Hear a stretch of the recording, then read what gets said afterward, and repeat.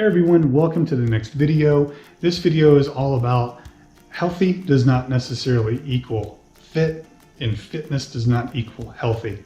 This is a quick video, but I wanted to bring up to your conscious thought the difference between these two things. And the reason is because many of us think that whenever we need to get healthy or lose weight, whatever the situation might be, some of us think, man, I got to go to the gym and I got to get on the treadmill again or start working out or whatever it is. And that's a great thing. I'm not saying that that's a bad thing. But what I am suggesting here is that if we go and we start working out before we fueled our bodies correctly, we can make our lives very difficult with slow recovery times, and we'll just be a glutton for pain.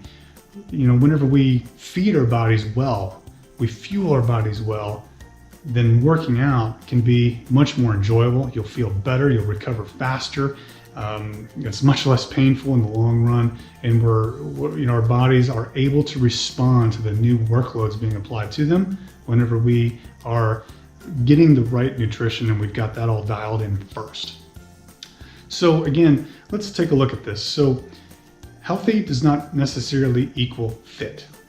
Let's start with that one. So in other words, if I ate right and did everything right, but I never got off the couch, I would be healthy, but I wouldn't necessarily be fit. Now, if we look at the opposite, I could eat terribly, eat the wrong foods for sure, but go to the gym and get to a point of somewhat physical fitness, but not necessarily be healthy. So no matter which way you go, healthy to fitness or fitness to healthy, one doesn't imply the other one. So in other words, just because I'm healthy doesn't necessarily mean I'm fit.